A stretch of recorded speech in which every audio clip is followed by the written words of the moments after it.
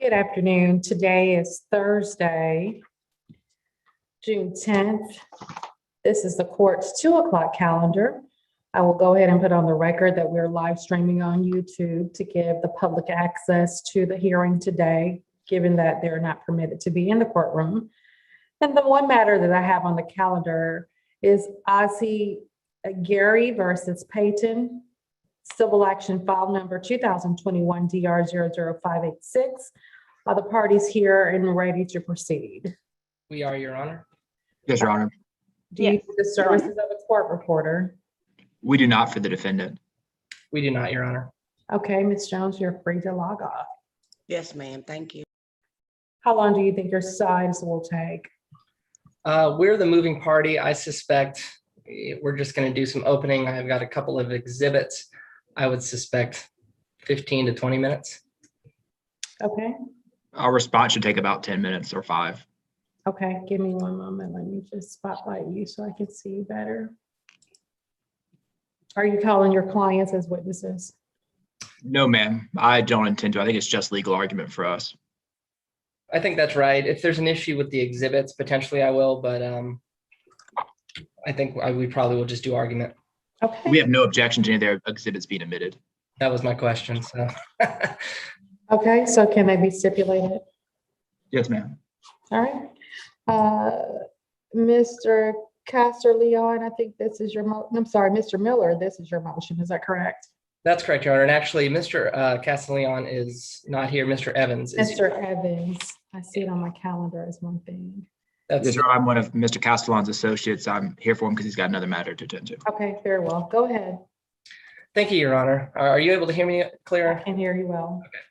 The question before the court today is quite simple. And the question is this: can Ms. Payton file a counterclaim for a modification of custody pursuant to OCGA 19923 when our petition does not request a modification of custody, but is rather a motion for domestication, citation of contempt, and a request to change the pickup and drop off location of the party's child from their home to a police station? The answer is well settled, Your Honor, and the answer is she cannot. I want to give you a brief history of these parties. They were divorced in March of 2018 in Iowa. The Iowa decree, which was attached and which was stipulated, is Plaintiff's Exhibit, Plaintiff's Exhibit 3, provides expressly that the parties were awarded joint legal custody. Ms. Payton was awarded physical care, which under Iowa law, well, I'll get to that. She was awarded physical care under Iowa law, and Mr. Osigiri was awarded substantial parenting time. Now, while the vernacular may be a little different between Iowa and Georgia, the simple fact is this: they are currently sharing joint legal custody, and Mr. Osigiri was awarded substantial parenting time with his child. This is important because Ms. Payton is expressly asking this court to modify the Iowa decree in her counterclaim and award her sole legal and physical custody. In other words, she is attempting to impermissibly modify custody in a counterclaim.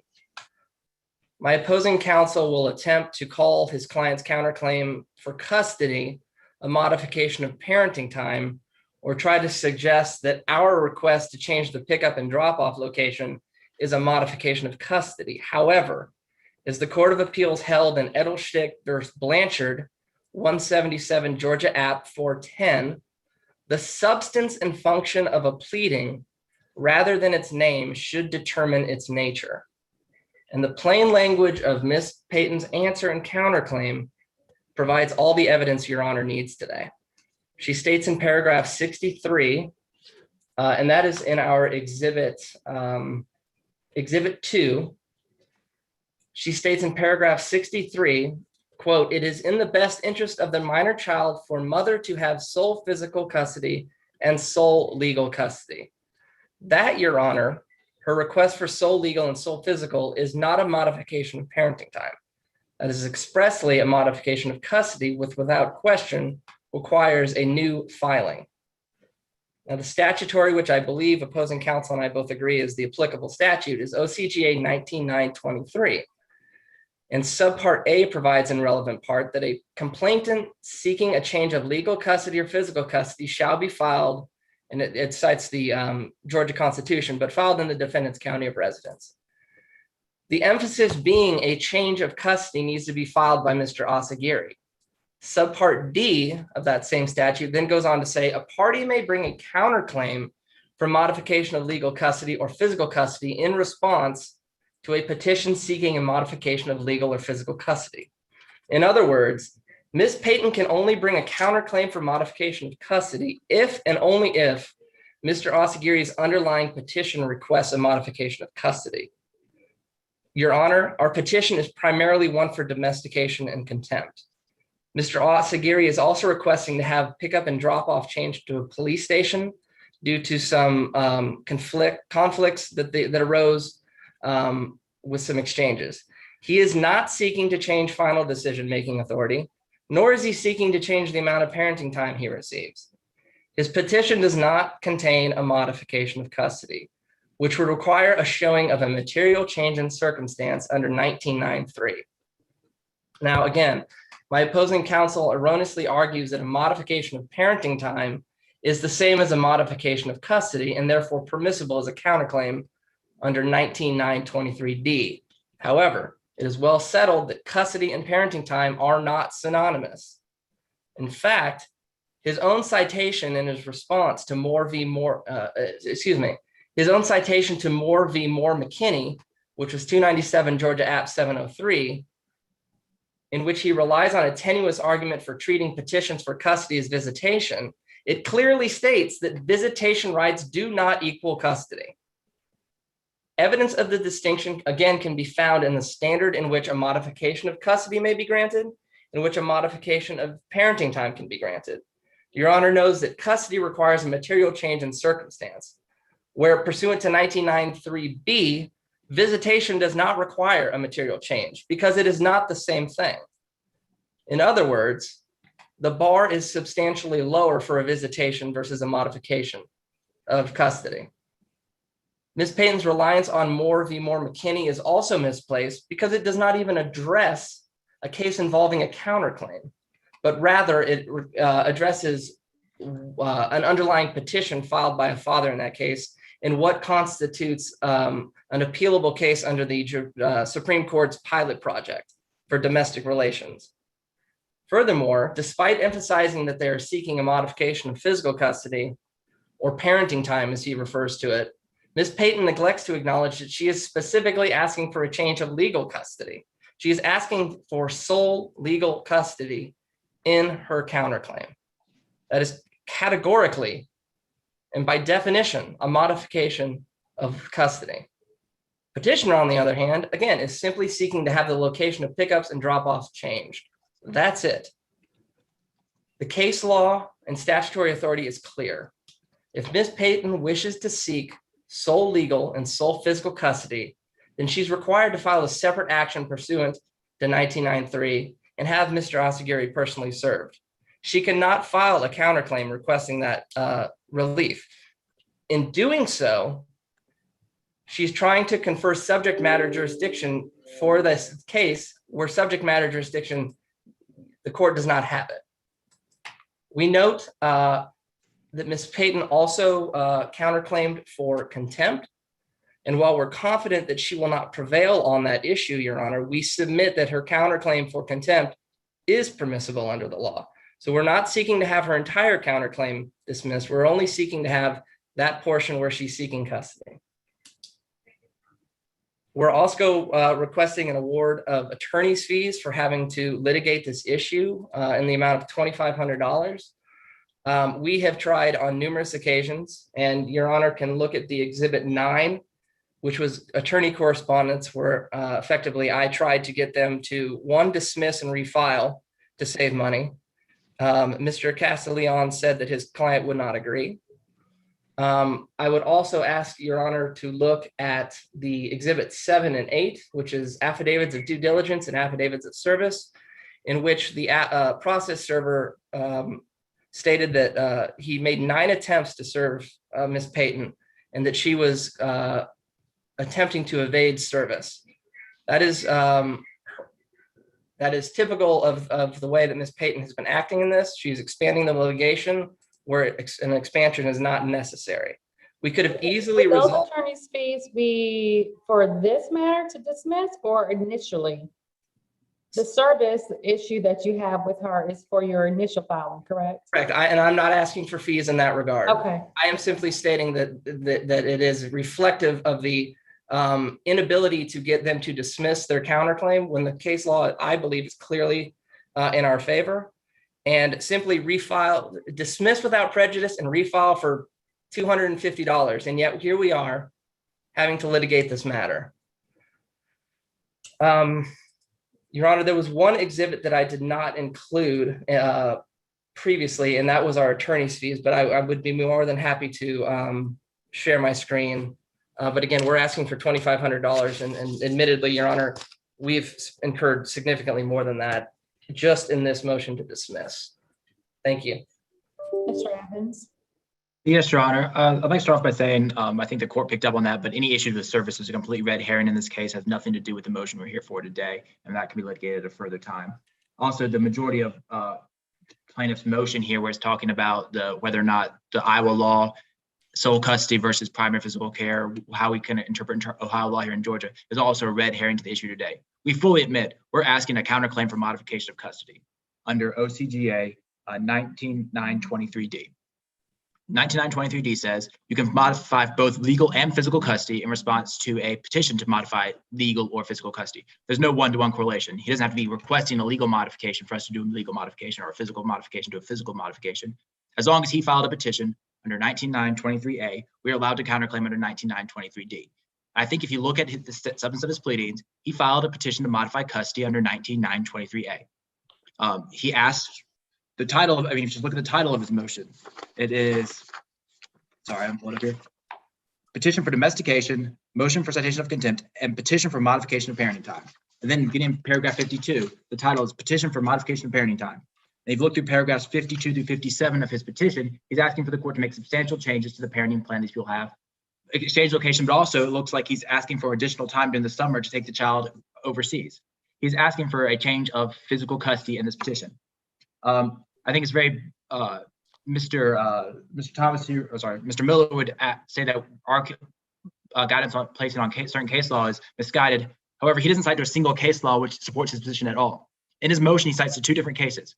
Both those cases were decided prior to subsection D being added and there being an exception. At the time, both of the two cases he decided, which were, sorry, I don't have them right here, from Bailey and Colbert, were both decided prior to subsection D being implemented.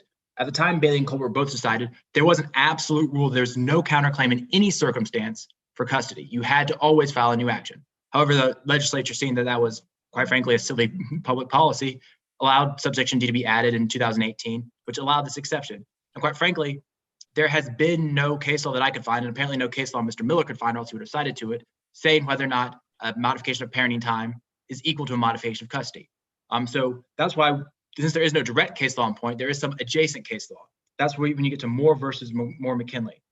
In 2008, 2009, a new law was passed saying that all appeals of petitions to modify custody have to go to the Court of Appeals, not the Supreme Court. So when Moore versus McKinney, which was titled a petition to modify visitation, and was not asking to change primary physical custody, was just asking to change parenting time, was appealed, the Supreme Court of Georgia said, we can't hear this appeal anymore. It has to go to the Court of Appeals because this petition to modify visitation is a petition to modify custody. And furthermore, if you look at the plain, clear, so the main case section we're citing to now is 19923, A and D. If you go one section before that, 19922, that's where we have the definition section. And if you look at 19922 and how it defines what primary physical custody is, it says that primary physical custody means the custody schedule established for the child pursuant to section 1991, which includes parenting time. And 1991 is the section that sets a parenting plan. Essentially, 1992 says the term physical custody encompasses everything that's in a parenting plan in terms of the parenting time and all those things. So since they're asking to modify the parenting plan, asking to change the parenting time the parties have, therefore there is a mission under the definition 19922, it is a change in physical custody. There's just no way around it. They've petitioned for a change of physical custody. Therefore, they're moving under 19923A, and therefore we're allowed to make a counterclaim under 19923D, both for physical and legal custody. There is no distinction. That's what they're asking for. So I believe that plain language of the statute is clear that we can proceed. There's absolutely no case law to institute this distinction, or else Mr. Miller would have cited to it. He did not, and I could find none. And so we're asking the court to dismiss this pointless motion. We're asking for attorney's fees. Quite frankly, Mr. Miller would have been right in 2017 if he filed this motion. However, we're not in 2017 anymore. The law has changed since then. And now we're in 2021 where these kind of counterclaims are permissible in exactly these situations. In regards to the emails, if you look at, I think it's their Exhibit 9, which is some emails from your office, one of the other attorneys at our office, Mr. Castellan, did initially think that Mr. Miller was correct. However, as we do when we're going to suggest something like dismissing a claim to our client, we met together as a team. We actually looked at the more recent case law, the more recent statutes, and said, no, this is perfectly permissible based on the statutes as written. So while Mr. Castellan did initially share Mr. Miller's flawed belief that this wasn't permissible, if you look at the actual case law and the statutes, it is permissible, and that's why we did not dismiss, because we are able to do this claim. So we're asking the court to dismiss their motion, to cast attorney's fees against them, and to let this case proceed and have a hearing set down on the merits of the matter. Mr. Evans, my question to you is, pursuant to, I'm reading the petition, in particular, sections and paragraphs 52 through 57, wherein plaintiff request petition for modification of parenting time. Is it your position that under these few paragraphs is where the request for a modification of custody lie? Yes, Your Honor. Essentially, they're asking there to change the parenting plan in significant ways.